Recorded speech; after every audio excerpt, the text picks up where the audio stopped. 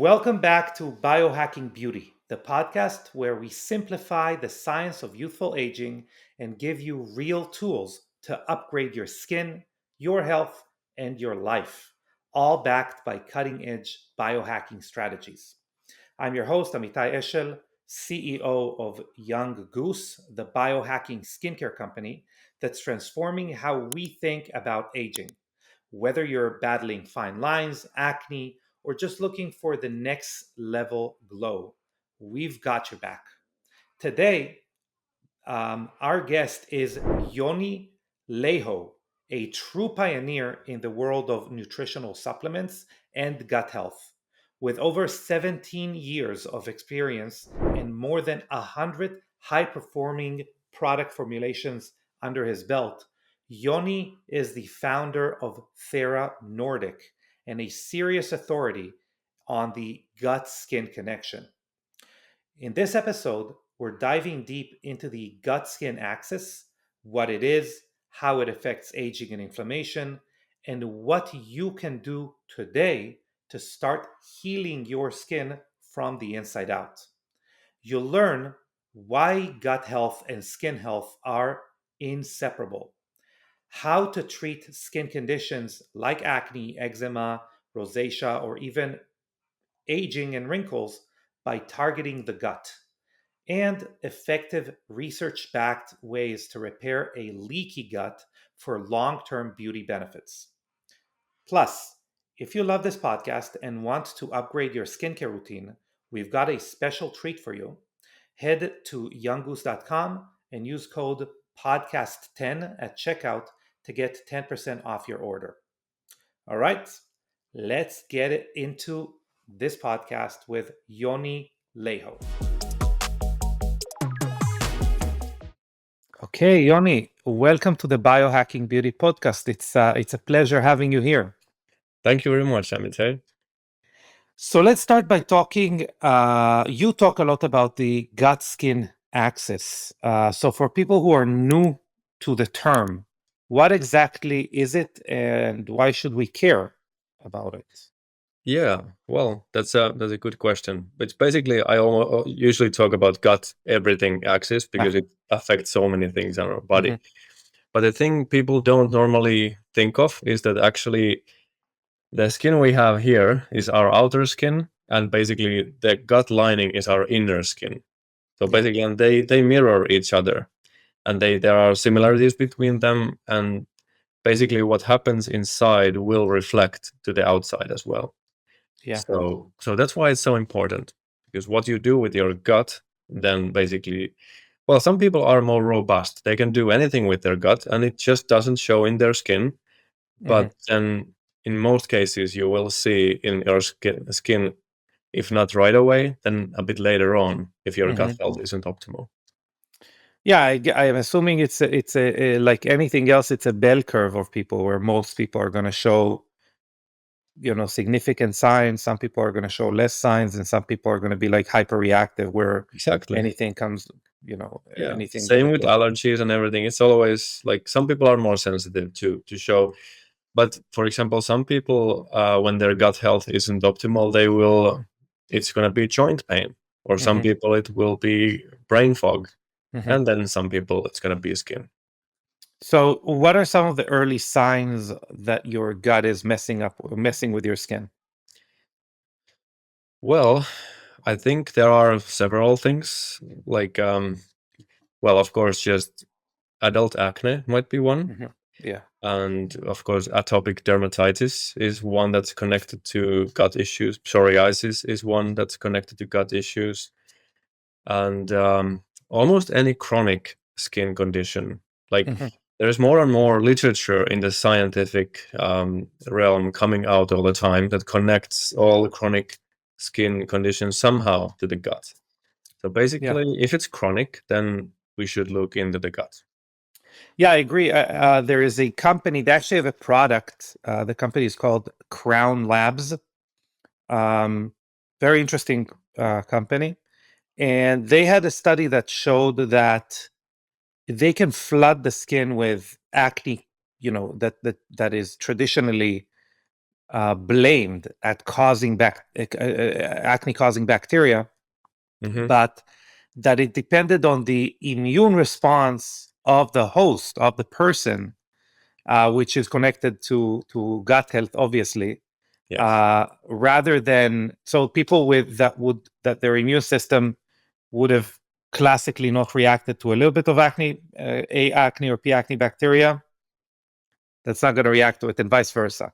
So that was, I think it's very interesting. And we obviously see it also with a more general aging, right? We see it with things because I think most people don't think of the immune system as a driver of aging. And we see it even with like senescent cells in the skin. We see it with many, the collagen production, obviously, everything. Yeah, and there is even a term. I don't know if this term is like actual scientific term, but somebody coined it anyway, and it's like inflammaging. Technically, it's supposed to be a hallmark of aging already. Yeah. Yeah, it's like basically inflammation, aging, but the chronic inflammation will drive aging. Yeah. So there is a link to it, and I think we will cover now as we talk that what are the drivers, how that Yeah. actually happens. But yeah, definitely it affects aging. So, would you say, as a blanket term, or let's say, is it possible to heal chronic skin conditions um, without directly treating the skin? Yes. Meaning from, yeah. Yeah, we actually we have a lot of we have thousands of clients because we are a gut health company, and a lot of people, many people come to us when they have tried quite a few of the options, and they have tried also the topical corticosteroids and all that, kind of tried the heavy weapons, and then they help for a while, and then usually the condition comes back with a vengeance. So, and then as a last resort, like let's try the gut. Yeah. And we can transform a lot of those cases. Yeah, sometimes Interesting. they're older people, but we have had very young people as well. I think youngest I can remember was 3 years old, who had such a bad case of like atopic skin all over, and he couldn't take any more corticosteroids. Basically, his body was going really bad way from all the medication, and then we started with just gut health protocol, and it was about 6 weeks, and the mother was sending us pictures all the time. And Wow. it started to just go away, and the kid is all right now. Wow. So yeah, it's totally possible. Wow, that's interesting. And looking at the other side of it, when I go on podcasts, a lot of people are asking me, what is the one biohacking strategy that most people overlook when it comes to skin rejuvenation or delaying skin aging. And definitely in my top three, I would say, is gut health, as far as even as getting skin rejuvenation results. Yeah. Would you agree with that? Do you think people overlook it in their strategy for better appearance at the end of the day? I think they do, because it's kind of you need to be a bit deeper in the game to understand the connection. Yeah. And sometimes it takes a little while to kick in. So even if you try to heal your gut, you might not know what to do. Like you read all these conflicting advice from internet and think that, okay, maybe I should do this or this, and not really sure if this is even helping. Then maybe you just don't actually follow through. That's so I don't blame people for not actually trying to heal the gut, because it's a little bit hard to understand. Yeah. Yeah. And I think, it's us as human beings, it's very difficult for us to perceive a incremental change, right? We want Yes. quick fixes. And in the gut, it is the quintessential incremental change at the end of the day. And I'm sure we're going to get more into that. But at the end of the day, we're trying to create like a tidal shift or a statistical shift in bacteria, which could be, I mean, it is literally a a work of balance. Yeah, Yeah. exactly. Yeah, that is true. Yeah, So well, you said it. yeah. So within that, if someone's using anti-aging, longevity, biohacking skincare. Mm. But no, like I'm going to say a statement. I wonder if you believe if it's true. Would you say not addressing the gut? Let's say there are. Let's assume, because now we know it is a hallmark of aging, the shifting of bacteria in the gut. Hmm. Would you say that having a skin anti-aging strategy without a component of gut health would be wasting money? Would be then we would be wasting money, basically? Yeah, I would say so. At least partially it's true, Yeah. because basically some of the things can only happen from inside out. Yeah. You would be just trying to fight back the inevitable, but only from one side. So I think you should do both. Hmm. Both, yeah, definitely. Yeah. Uh, and let's talk about, so really, what does change with age in our gut bacteria? Why, and how does it look like? Well, actually, the gut bacteria, well, it does. The gut bacteria is a population that basically is a mirror of our life. Hmm. So how you have lived your life until this moment defines which kind of composition of bacteria you have in your gut. Hmm. And when you start to change something, let's say you start exercising, or you start to eat more fiber, or you Hmm. start to eat more sugar, or whatever, it will start to change how the microbiome looks like. And for example, first, it might be that if you try to start exercising, your gut microbiome isn't a microbiome of an exercising person. So it will fight back. This sounds Hmm. a bit weird, I don't know, but that's true. But overall, over time, when you just keep exercising, your microbiome actually starts to change into different kind of microbiome that actually likes exercise, Hmm. and then it gets easier to exercise. Hmm. So at first, our microbiome can be like a drag that you need to Hmm. pull it, but after a while, it starts to get lighter, and then it's the healthy habits gets to start to get easier. The same Hmm. goes for the diet or anything. So this just as a backdrop for what happens with aging. Yeah. So basically, I would say that the better you have treated the gut microbiome, the healthier your aging is gonna be. Hmm. That was more like that. Yeah. And do you think, so you mentioned exercise. There's obviously a book that I love, which is called Atomic Habits. I think Yeah. most people have read it by now. And I think, you know, anyone listening to this podcast knows that I have one addiction, and it is jujitsu. So if I don't, it's either I fight people or I fight wrinkles, one of the two. And a lot of the times, if you're trying to get someone to exercise, or obviously if you're trying to convert them to the religion of jujitsu or anything like that, Hmm. in the beginning, it's very important that they just show up. It's Hmm. very important that they just go through the motions, that they just build a habit of, getting their body from point A to point B. They're there, and then they don't actually have to do anything, but you grease the groove. You build the Yeah. habit, and then things happen.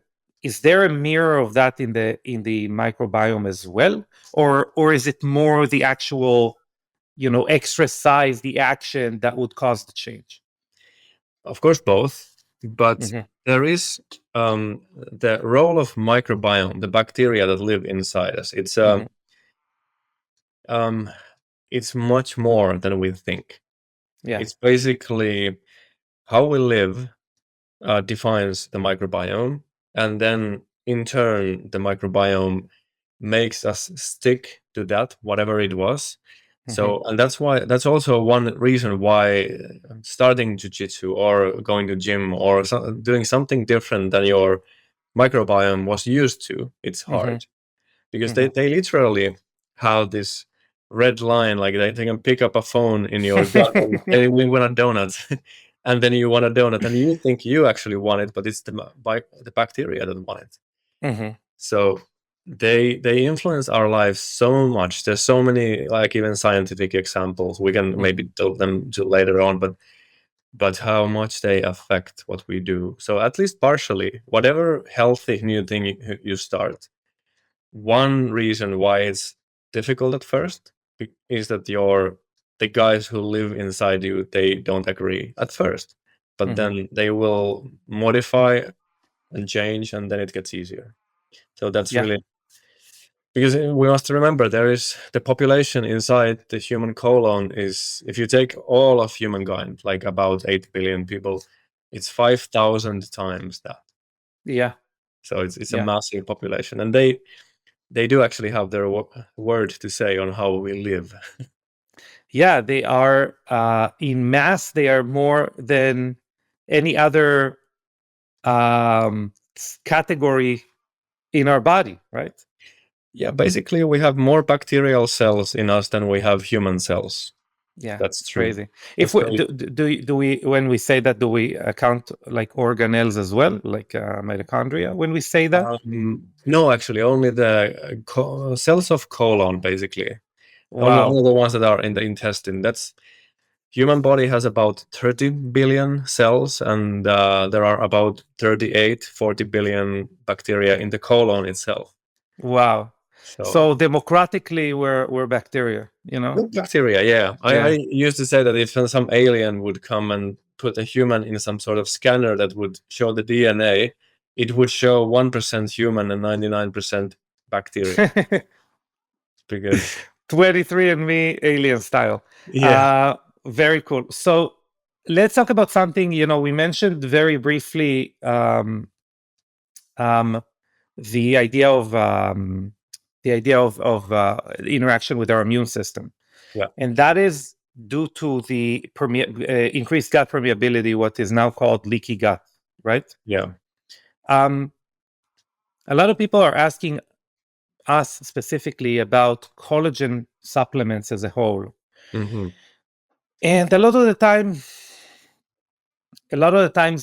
our answers are, well, they help, but not in the way that you think. It's not like your body is then, taking it like stucco, like a piece of like filler, and just puts Hmm. it wherever you want. But mainly, it's very healthy to rebuild gut lining and gut permeability. Yeah. Um, so, what is your feeling about collagen supplement? Is it something that you think is a positive addition to a person's longevity journey as a whole? Um. Yeah. To be honest, the science around collagen is still quite young. Yeah. There is promising study, and then they say that these, like, collagen peptides type 1 and 3, they are Hmm. on skin, and that sort of emerging studies are coming, Hmm. and it looks like there might be something in there, but most of the studies still are funded by companies that sell collagen. Yeah. So, I think when we go like 10 years ahead, there might be much more, because collagen is a big thing. So there Yeah. might be more science, like, funded on universities Hmm. on it. So we might know more then. And sometimes there's another thing, like, if I just compare to olive oil, we know Yeah. olive oil is good for you, Hmm. but why it actually is good for you? Is it because it gets absorbed in the body and the fatty acids do stuff?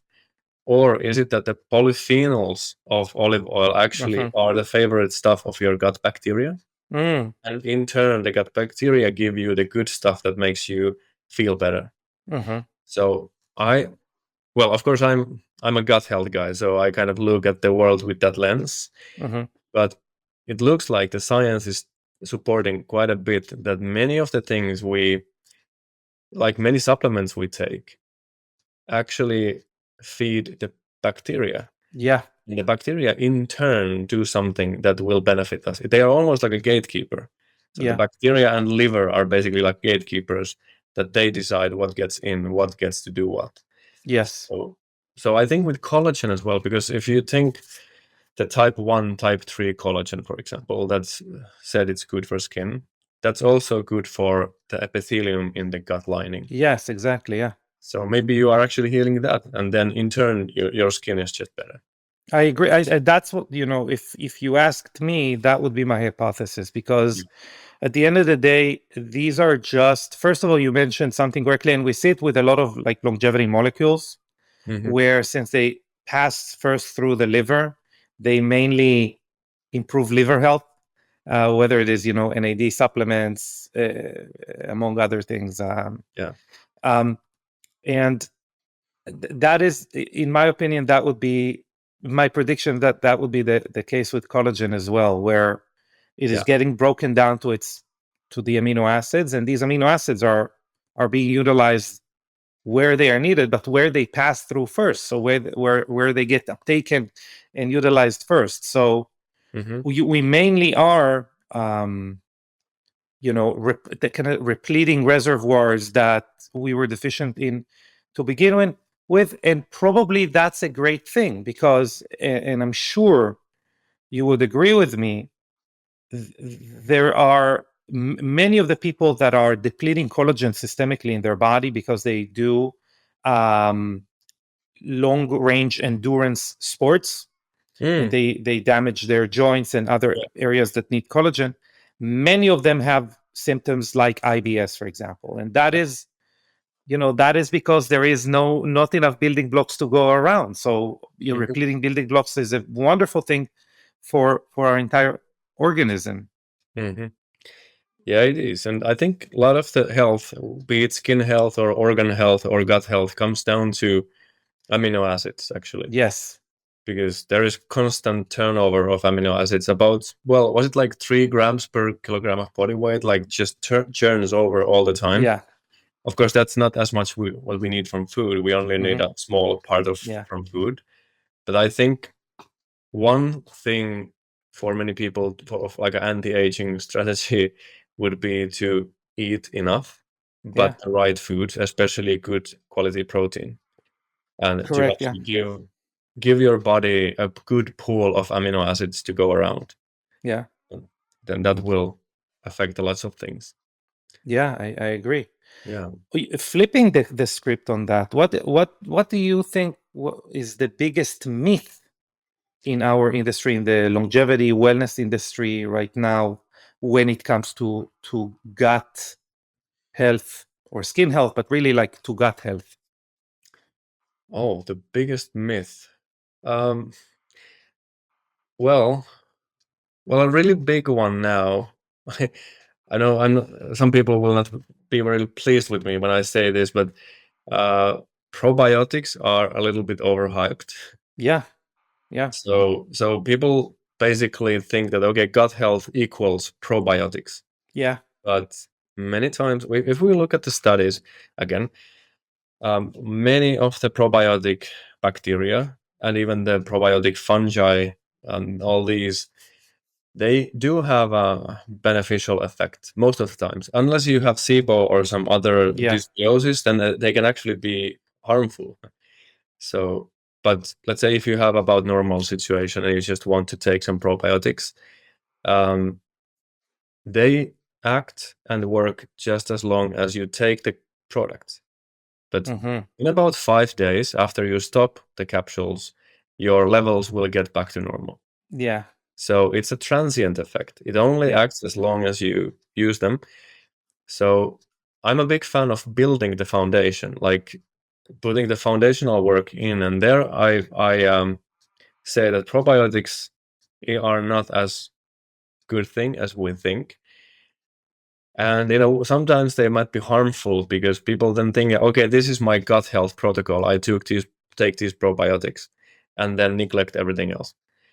But what you actually need, what the bacteria actually crave, is good quality fiber, which is not probiotics but prebiotics. Yeah.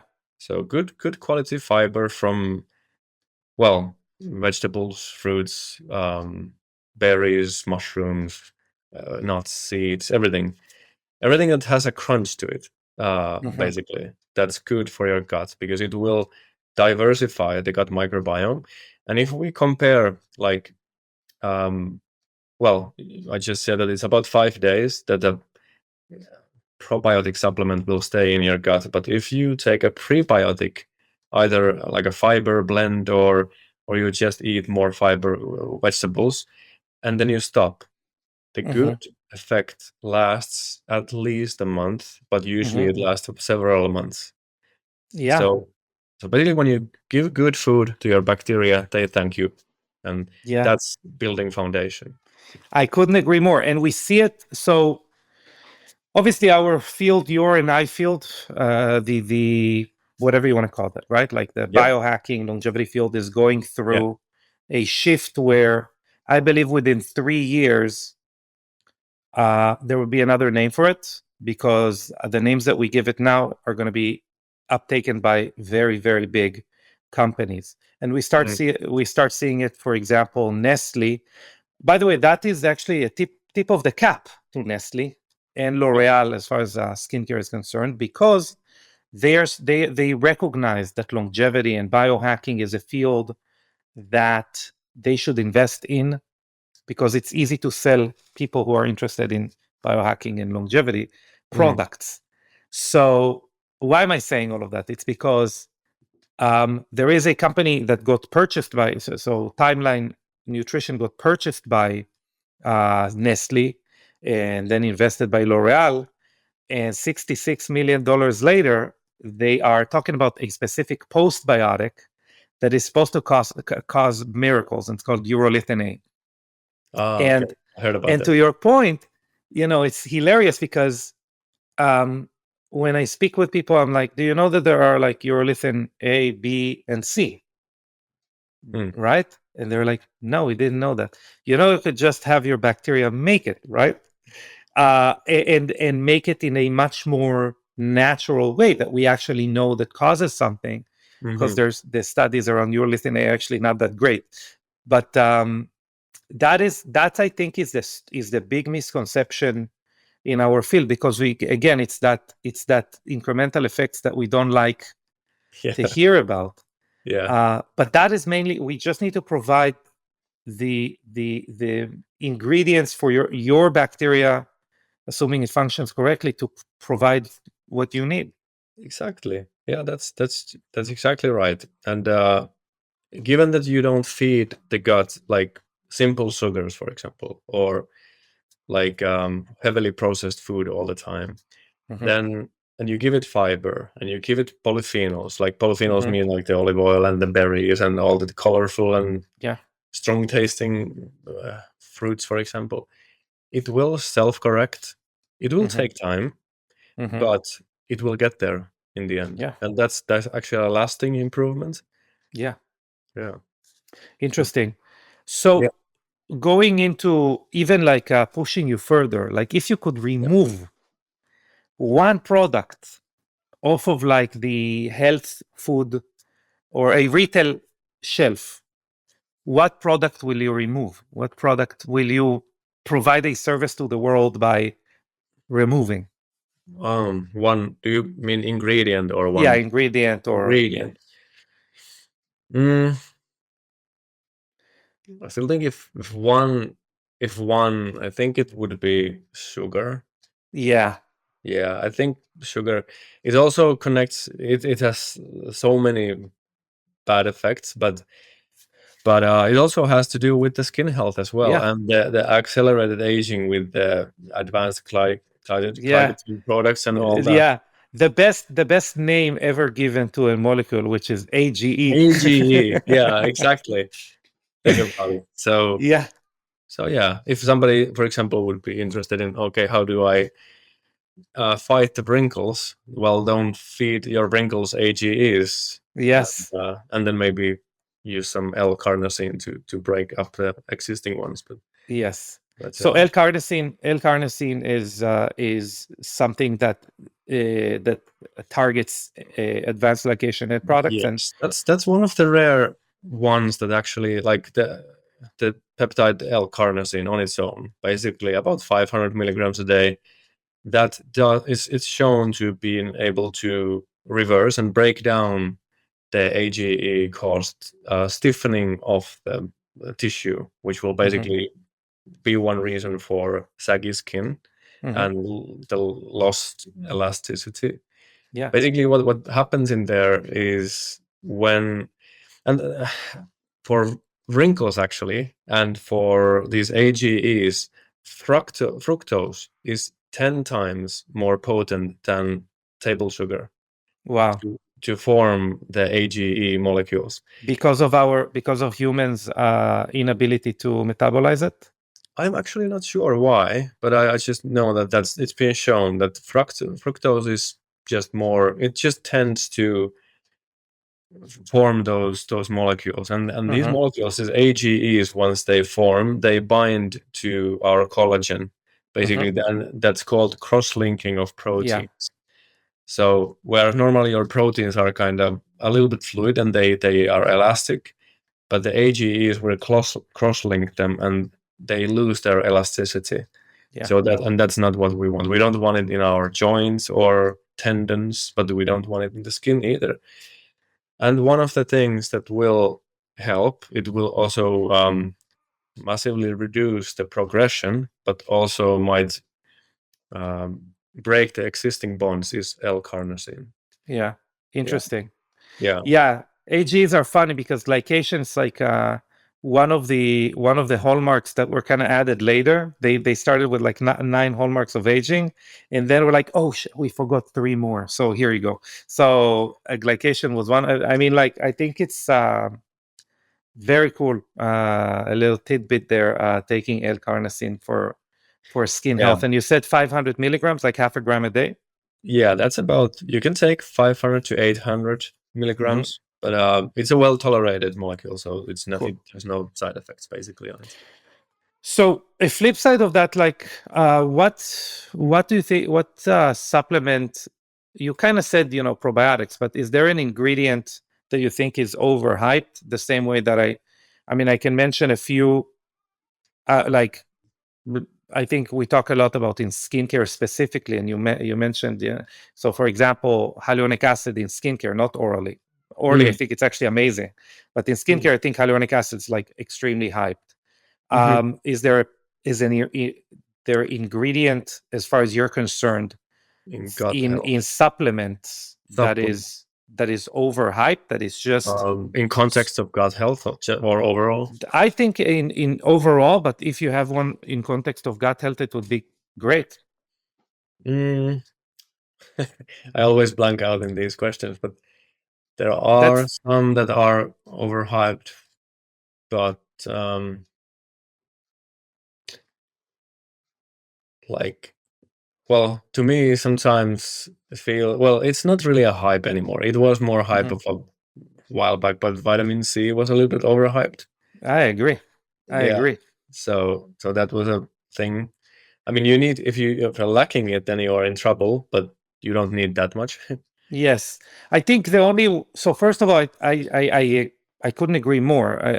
I think vitamin C, the part of the problem with vitamin C, and that would could actually relate to gut health, is that what we are getting in most supplements, I think it changed in the last few years, and we can shout out companies like Quicksilver that are doing a great job with specific types of vitamin C. But I think Hmm. the vitamin C that we used to get is what we call ascorbic acid, which actually is not vitamin C like you get it in nature, because Hmm. in nature you get minerals within it. You get you get some other factors that allow your body to um, interact with it in a natural way, Yeah. whereas ascorbic acid is kind of a hollowed version of that, Hmm. which actually your body doesn't need that much. Hmm. If it has enough, it has enough. I think one area would be like if someone is going through a recovery where they need to build a lot of collagen, Hmm. um, vitamin C would be necessary then because it is a cofactor for It collagen is production. totally, yeah, totally. It's a Yeah, part of the matrix. yeah, You need it there when you need to regenerate. yeah, So yeah, I think it has its place, yeah, and sometimes it could be like yeah, conditionally essential yeah. in a way. Yeah. I agree. So let's talk a little bit about protocols that you see work. And you did mention immune responses. We talked about, eczema, or we didn't really say eczema, but like immune responses. And we did talk a little bit about acne. Yeah. So maybe walk us through a simple gut healing protocol for someone with an immune response, such as eczema, or someone with acne. Yeah, well, I think now we'll basically start to touch the area of the leaky gut Yes. or increased intestinal permeability, which is the Yeah. correct term. Yeah. So, but maybe I explain a little bit. Yeah. why. Yeah. So basically, what happens in the gut? So that we have the small intestine, which is usually the place where this harm begins. So in small intestine, all the food gets absorbed. All the nutrients we want, they get absorbed in the small intestine. Mhm. And what separates our body and our immune system and blood circulation from the contents of the small intestine is a layer with what we call epithelium, and it's only one cell thick. Mhm. It's only one cell thick, so it's you couldn't even see the thickness of it. But that one cell thick layer basically governs what gets in and what doesn't. Mhm. So it has to stay healthy. And it's made, I usually just use my fingers as an example. So let's say the fingers are the cells and they are Mhm. tightly together. There's Mhm. called tight junctions here in between each cell. They're like Mhm. holding hands, like you are not passing here. Mhm. And then only small enough molecules, let's say instead of proteins, the proteins need to be broken down to amino acids and then they can be absorbed. Or fats need to be broken down to fatty acids, and the fatty acids are small enough to get through. Mhm. Or carbohydrates need to be broken down to simple sugars, and then they can absorb. Mhm. So when all is good, you only absorb those well enough digested particles. So the leaky gut part happens when you have these cells, and something happens that they start to separate. Mhm. So the tight junctions are broken. Mhm. So there are basically like cracks between those cells. And then, like, let's say one of the worst things that can happen is that a bacteria, like a E. coli, for example, a bacterial cell that is already dead and is already partly digested, it's just flowing there, is like burst open and just floating away. But the part of the bacterial cell Mhm. slips through. So it's already dead. It cannot do any harm anymore. But it's called an LPS, which is basically a lipopolysaccharide.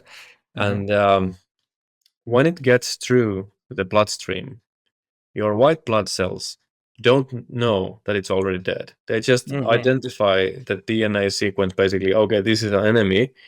So the immune system will attack. Mhm. So, and if you think you have on your intestinal lining, if it's irritated or it's inflamed from when like a little bit longer distance, there is a serious leaking going on into the area of the white blood cells, and Mhm. after a while, they will just push the panic button and start attacking. Mhm. And what happens then is a systemic inflammation. So Mhm. basically, you are attacking your food, Mhm. which is of course nonsensical. But since the immune cells, they don't know that it's not an actual attack. They just think, okay, something's penetrated our defenses, and they start to create inflammation. So that's what happens here. And sometimes you might get this leaky gut for a short period of time, and that's all right. It will just heal itself, and everything's fine. But if you have continuously irritated intestine, you are trickling these undigested food particles and bacteria and everything into the bloodstream, and you Mhm. are in constant state of fight. And that's called low grade inflammation.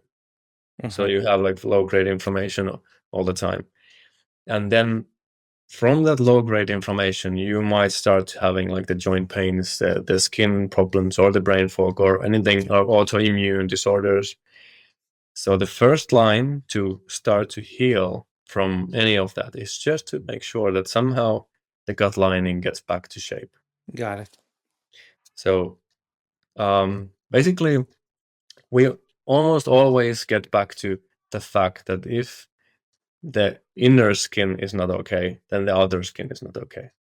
Yeah, I So, think it's important to say that these are tissues that when we form a human being, these tissues are actually formed from the same reservoirs of cells, right?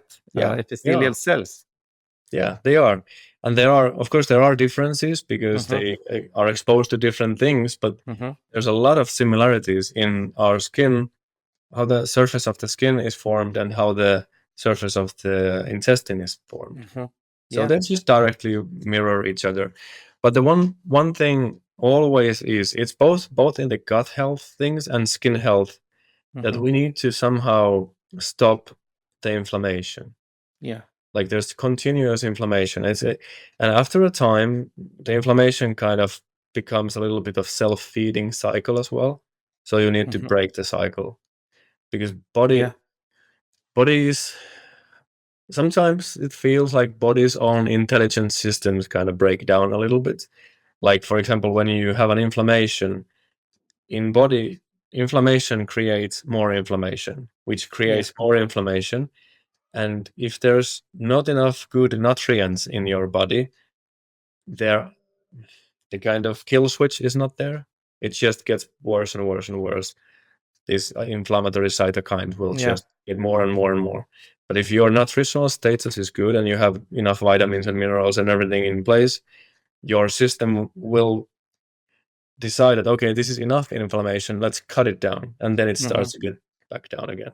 Yeah. But when it's been around too long, the chronic inflammation, it takes a little while to actually get the fire out. Yeah.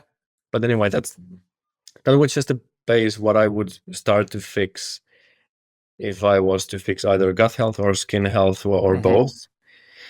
And to what to do there. Basically, my first thing I always I do say that in the long run, it's food.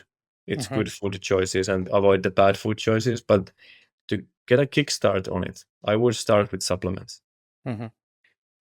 Yeah.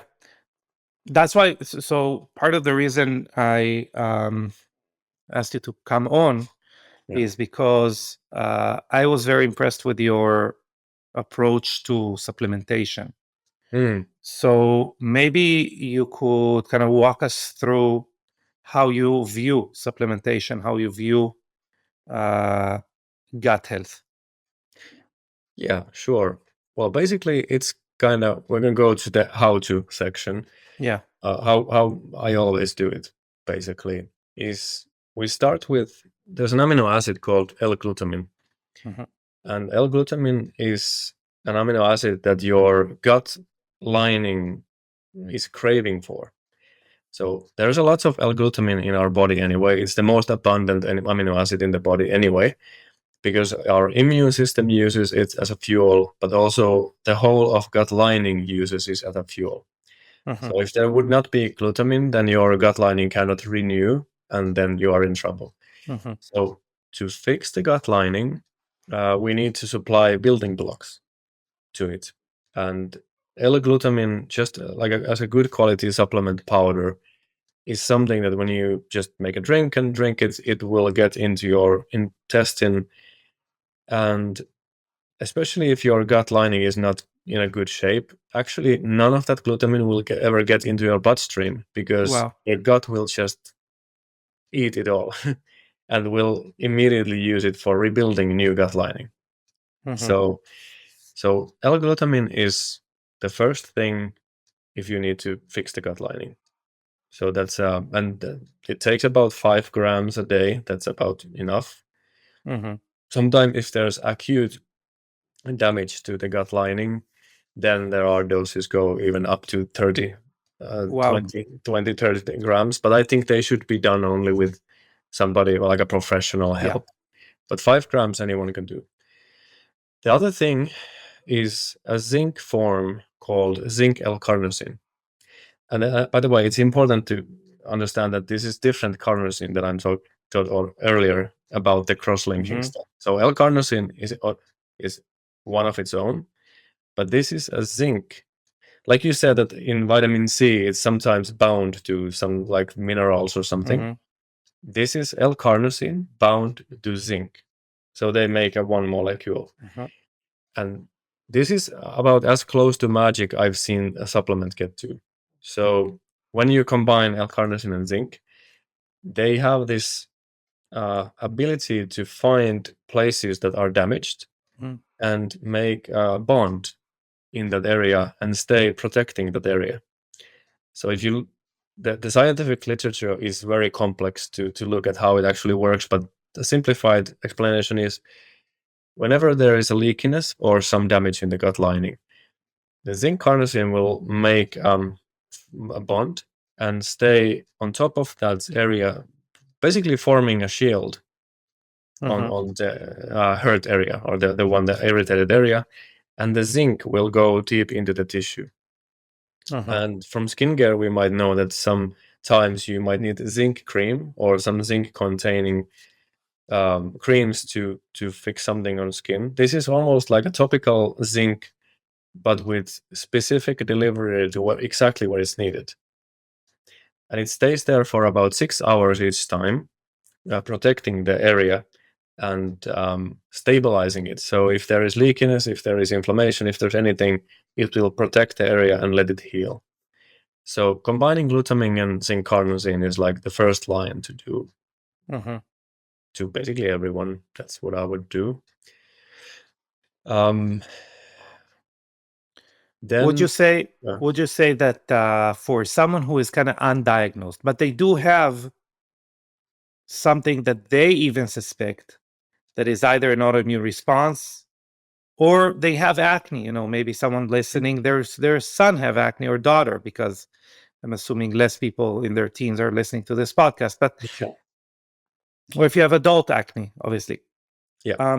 Would you say that taking these two molecules would be able to kind of show you through improvement if you were correct in your assessment? Yeah, I know that many people get better and their skin condition, including acne, will get better just with L-glutamine and zinc carnosine alone, because that takes care of the. Basically, I would like to say that zinc carnosine is the fireman that puts out the fire, and then L-carnosine. I'm sorry, zinc carnosine is the fireman, and L-glutamine is the building block for new material. So if you keep using them for a couple months, it might be that you don't even need them anymore. So if they do their job, and then you can do other healthy things. But many times, actually, with adult acne, we have seen that people might be struggling with low stomach acid levels. So for some reason, they either they are on PPI medication, or they are stressed, or there's some other reason why they are not actually producing enough hydrochloric acid in their stomach. So there is impaired protein digestion, and as a result, there might be acne. So sometimes supplementing with betaine hydrochloride, which is basically a supplement form of hydrochloric acid, you increase your stomach acidity, and lots of good things usually happen downstream. So the food gets digested better, and there's less bacteria getting into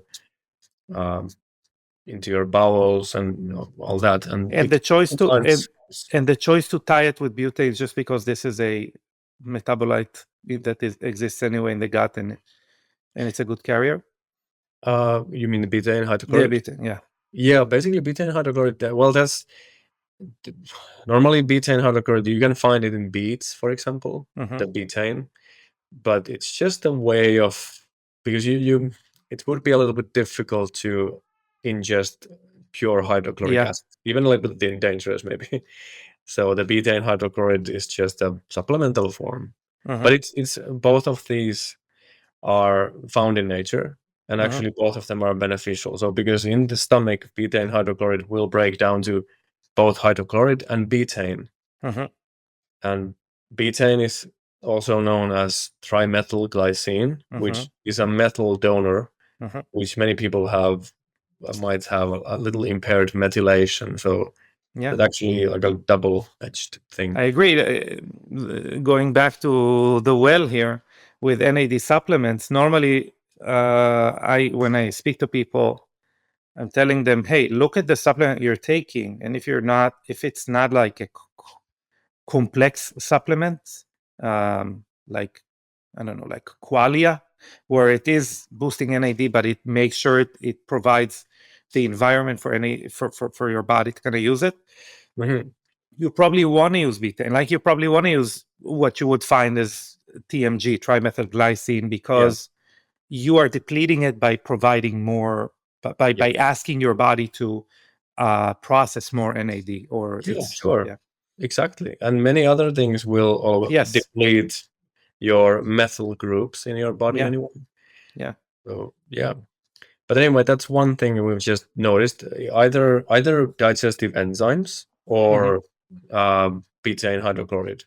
Sometimes people seem to benefit more of digestive enzymes, like a good quality enzyme, like we have the optimized enzyme, and or then it's about the HEL. So usually trying both, maybe, then finding out which one actually works for you. I would avoid product that has both enzymes and HEL in the same. Okay, yeah. So you answered my question, really. If there is is there a reason not to take both? Yeah, there's basically a thing that if you don't need HEL, then it might give you problems because you already have good production of HEL. Then it might be too strong for you. And another thing is that the HEL, well, basically, if you make a product that is both HEL and enzymes, it's not good in either. It's kind of in between. So, but if you take a good HEL that's strong in that sense, and enzymes are strong as a standalone product. So I think go either or. I understand. What about the prevailing opinion that let's talk about more like general wellness, since you mentioned your enzymes, which I think are fantastic.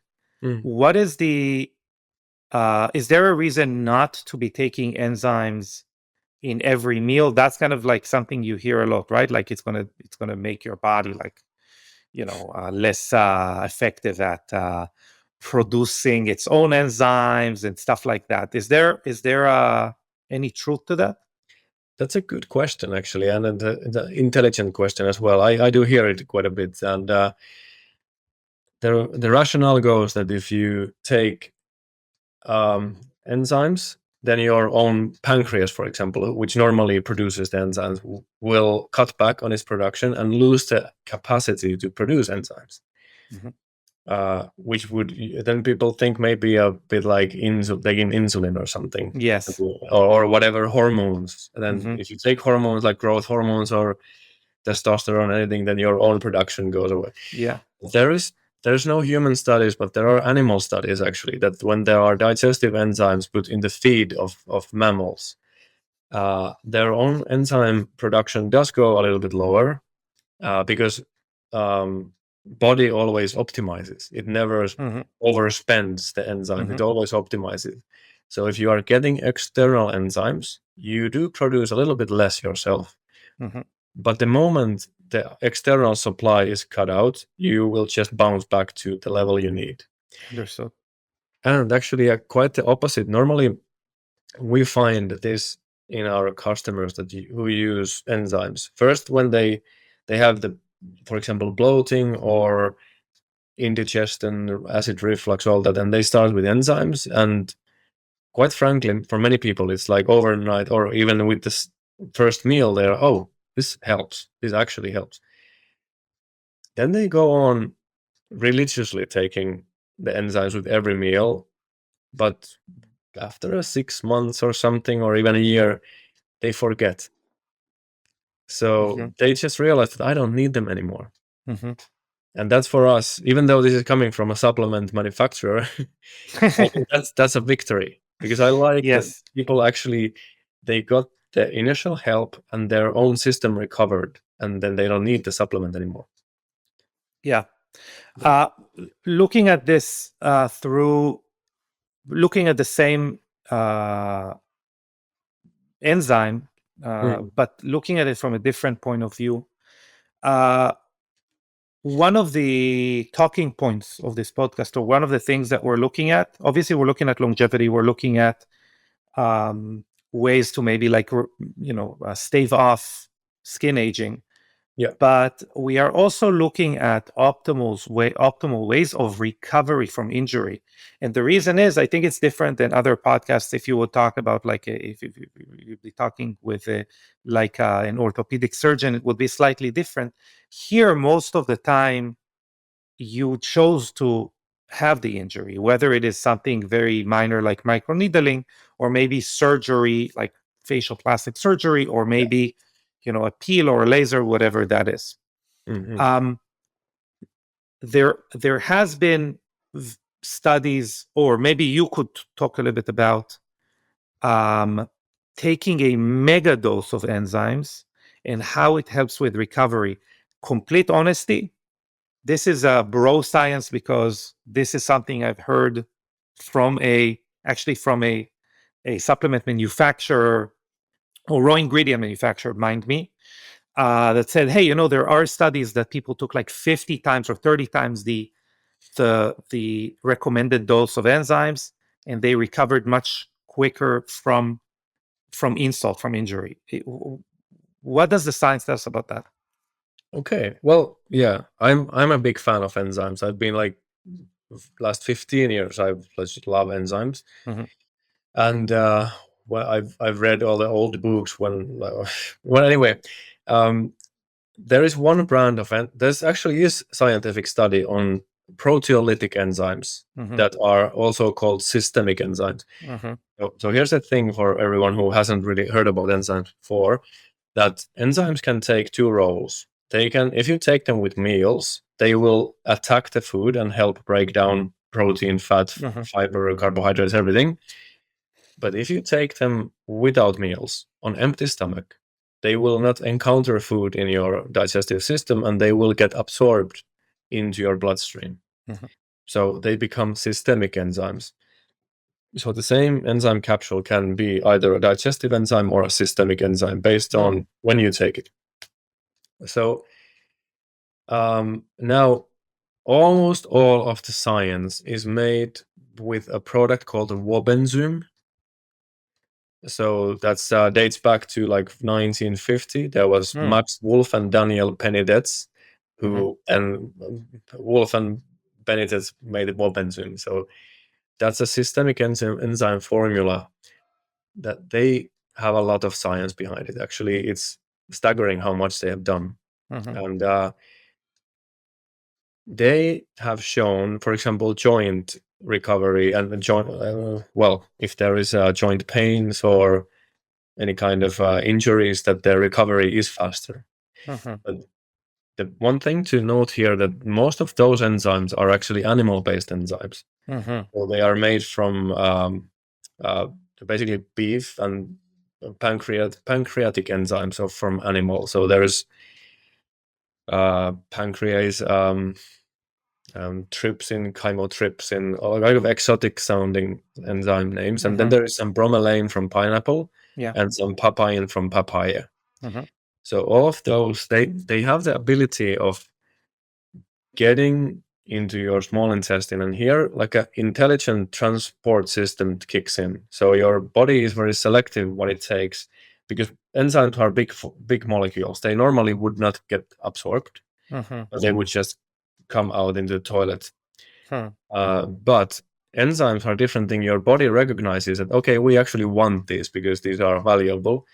So they have this vesicle, like a bubble, that they capture the enzyme and pull it through the membrane into the bloodstream. Wow. And once it's in the bloodstream, it gets basically scaffolded by a specific protein in the blood. So, because otherwise, if it was just a free protein digesting enzyme in your blood, it could do damage. Yeah. But your body takes it in and scaffolds it with a protein that then your body decides where it's going to be used. And there's a thing with enzymes that they only can digest dead material or material that doesn't belong in your body. So enzymes cannot harm you, basically. So, but what your body does with the enzyme, that it will take the enzyme to places where it's needed, for example, scar tissue, or if there are like circulating immune complexes in your blood that are generating like false alarm, it can digest those. Basically, it will eat debris from your bloodstream and your tissues. Yeah. So, and if we are looking at injury, there's a lot of stuff that your body wants to remove from there. So it helps to either way basically clean the site of damage. Yeah, So, it reminds me actually when I try to explain autophagy and the role of spermidine. It's like it's not it is like a fire where you burn off material that is not needed, but it's more like a chimney. The fact that we burn off things actually stokes the flames of repair, if you would, because then your body can engage in repair in a much better way. yeah. So it's very interesting. Basically, enzymatic therapy. That's what it's called, and also one enzyme that I didn't mention is called serrapeptase. That's actually, there's studies on serrapeptase that if there is inflammation and swelling of a joint, for example, one thing that happens easily in the swollen area, that the exchange of fluids is impaired. So there's not basically lymph not moving there. What serrapeptase is shown to do is to facilitate the movement of fluids in the inflamed area. So, and that's just one. So yeah, I do believe that enzymes can help with acute injury. Very cool. Yeah. Very cool. It's very interesting, and we're trying to keep the podcast under an hour, which I failed miserably now. But I do have a few more questions because it's I think it's a very interesting discussion. You mentioned food, so if we could just almost like a protocol type, what specific foods are positive as a rule, and what are negative? Okay, negative ones are especially simple sugars. So you could basically, how to recognize a simple sugar? It's tastes sweet. So because then complex sugars don't. I would say fruit is fine, but as a fruit, like the whole thing, not fruit juice. So I would say don't drink your calories. That's usually not a good idea. So fruit juice, never. And even vegetable juice, I would still say eat the vegetables, because then you get the fiber as well. So that's a one big thing. Then it depends on what kind of diet you are. If somebody is on a ketogenic diet, then you use more fats. But what the science part actually is quite clear on this, that a lot of saturated fat will make your gut more permeable. Yeah. Okay. So I'm not really sure whether a really good quality butter, for example, would do that, or is it only like bad saturated fats kind of.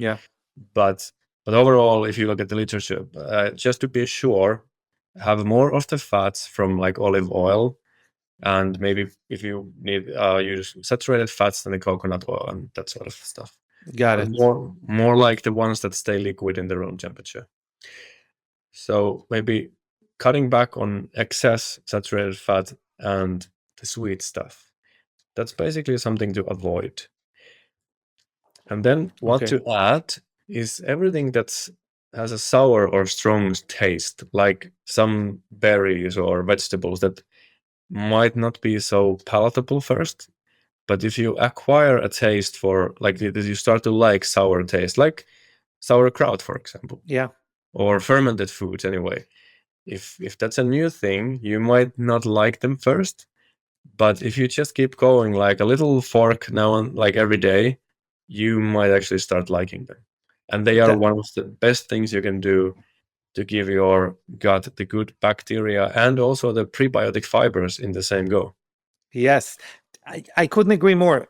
To me, I go through periods where I will have fermented foods, and that is the ultimate feeling. I can feel when my gut bacteria communicates to my brain that they like it.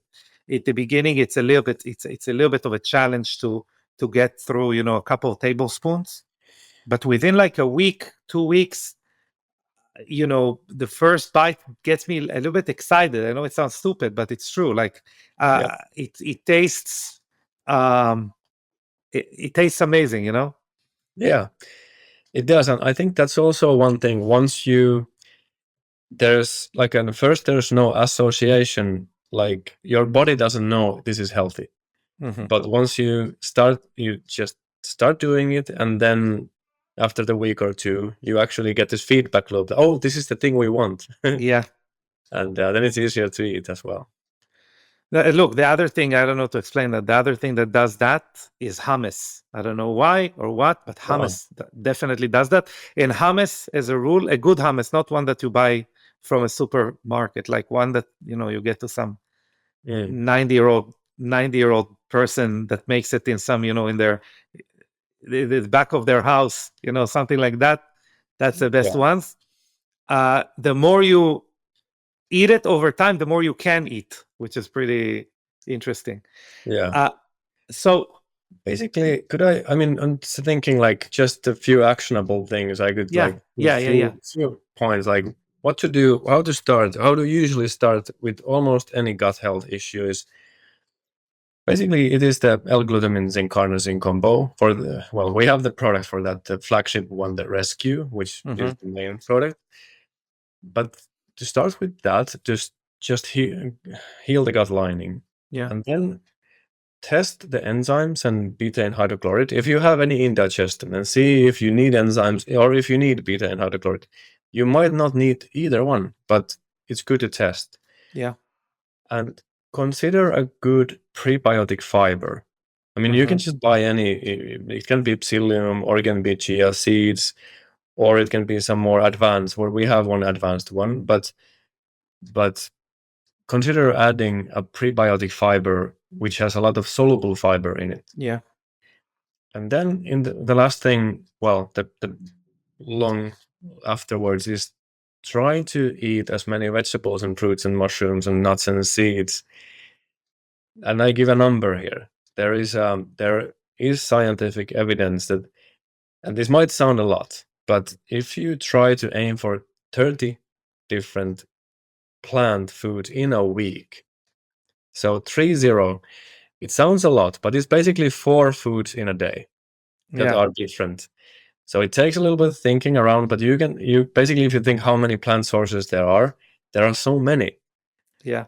And it's been shown that with that much different plant foods, you get the most diverse gut microbiome, which will just make you healthy. hmm So that's Isn't like, it? Isn't the statistic that a Paleolithic man had around 36 man, woman, person had 36 different plants on a regular basis, and the average Western world person has like 4? yeah, above like Wow. that.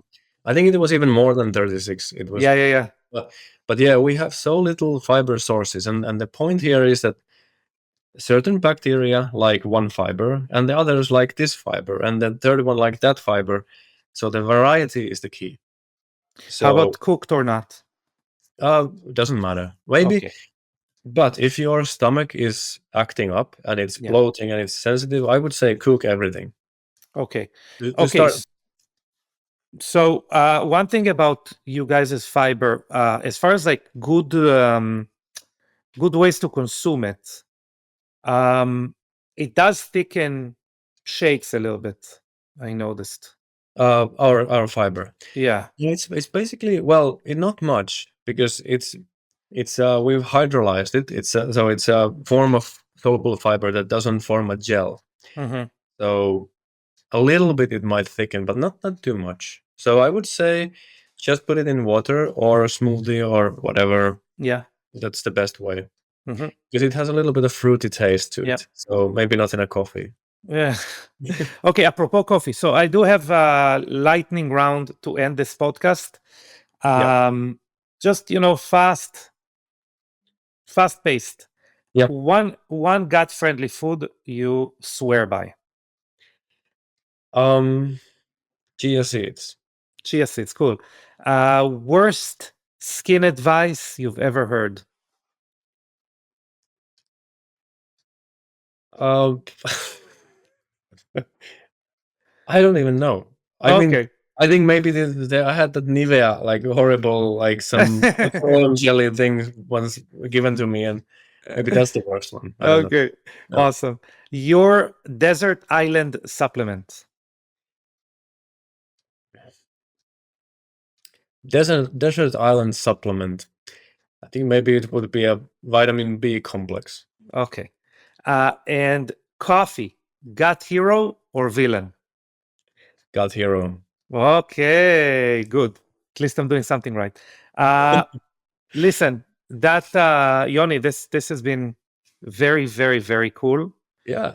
Cool. Let's we'll have to do a part 2. We might do a part 2. Yes. Yeah. I do wanna let's think on our feet here. One thing we don't do well in this podcast, granted, because we don't, we publicly don't get any commission. We don't care about that. We're a brand, right? It's not like that's what we live off of. But we don't allow people to, they hear something and they didn't get any offer, anything. So let's think on our feet. I'm sure in the back end we can fix it. Do we want to give any kind of code like Young Goose or something like that? And yeah, I think we have the code. I mean, it's just simple YG20. Oh, cool. So it's YG 20% off. Oh, Yeah, cool. Young Amazing. Goose. Yeah. That shows you how much I am unaware of what happens in the background. So YG20, it's going to be in the show notes as well. Yeah. It was a pleasure, Joni, and I enjoyed it too. I hope to see you in person soon. Yeah, me too. All right. Thank you very much. Thank you, everyone. Bye-bye.